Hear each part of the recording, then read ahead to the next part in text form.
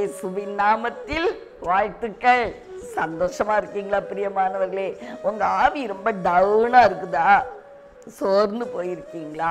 நம்பிக்கை இல்லாத ஒரு சூழ்நிலையில இருக்கிறீங்களா? ஆவியானவர் அழகான வசனத்தோடு உங்களை சந்திக்க வருகிறார். பாருங்கள், 2 பேதுரு 1 வசனம். அதிக உறுதியான தீர்க்க தரிசன வசனமும் நமக்கு உண்டு. பொழுது விடிந்து விடிவெள்ளி உங்கள் இருதயங்களில் உதிக்கும் அளவும் இருளுள்ள ஸ்தலத்தில் பிரகாசிக்கிற விளக்கை போன்ற வசனத்தை கவனித்திருப்பது நலமாயிருக்கும். பிரியமானவர்களே, இருதயத்துல இருள் கம்மி இருக்குதா? வேதனை இருள், கவலை அப்படிங்கிற அந்த இருள் கம்மி இருக்குதா? நம்ம எதை பார்க்கணுமா? விளக்கு போன்ற தீர்க்க தரிசன வசனம் உங்களுக்கு நேரா ஒரு நாள் கடந்து வந்துச்சு இல்ல? விளக்கு மாதிரி ஒரு வசனம் உங்க வாழ்க்கையில ஒளி வந்துரும் அப்படின்னு சொல்லி நீங்க நம்புனீங்கல்ல? ஒரு வார்த்தை தேவன் ஒரு தீர்க்கதரிசி மூலமோ அல்லது சொப்பனத்தின் மூலமோ அல்லது வேத வசனத்தின் மூலமோ இடைப்பட்டு உங்களோடு பேசினார் அல்லவா? அந்த வசனம் அது விளக்கு போன்ற வசனம் அப்படின்னு வேதம் சொல்லுகிறது.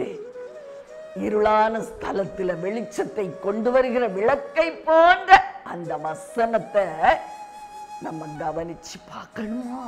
மறுபடி ஞாபகத்துக்கு கொண்டு வாங்க. எல்லாமே சூழ்நிலை பதட்டத்தை உண்டு பண்ணலாம். ஐயோ, நான் என்ன செய்வேன் அப்படின்னு சொல்லி கவலையோடு அடுத்து செய்யத்தக்க காரியத்தை நீங்க அறியாம இருக்கீங்களா? பிரியமானவர்களே, இருள் மறைஞ்சி வெளிச்சம் உங்க வாழ்க்கையில உதிக்கிற வரைக்கும் அது கட்டாயம் உதிக்கும். அருணாதயம் உங்க வாழ்க்கையில வரும். அது வரைக்கும் விளக்கு மாதிரி இருளான உங்க ஆவியில விளக்கு மாதிரி இருக்கிற நீங்க நம்பி இருக்கிற அந்த தீர்க்க தரிசன வசனத்தை இன்னைக்கு ஞாபகப்படுத்துங்க அப்படின்னு கர்த்தருடைய ஆவியானவர் பேசிக்கொண்டிருக்கிறார். அந்த தீர்க்க தரிசன வசனத்தை நீங்க நோக்கி பாருங்க. நிச்சயமா வார்த்தை பொய் சொல்லாது. வானமும் பூமி அழிந்து போனாலும் என் வார்த்தை அழியாது அப்படி எழுதப்பட்டு இருக்கிறதே.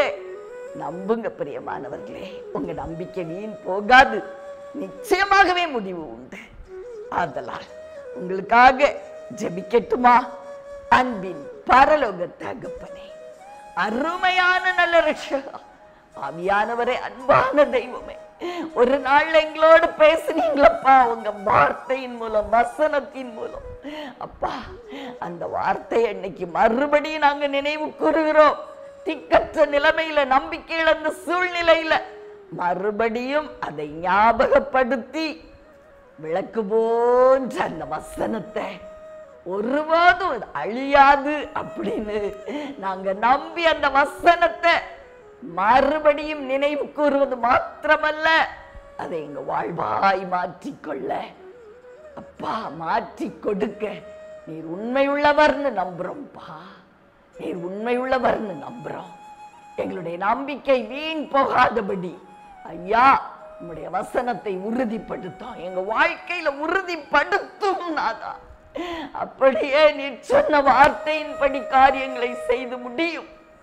இயேசு கிறிஸ்துவின் இணையற்ற நாமத்தில் ஜெபம் கேளும் நல்ல பிதாவே, ஆமென்.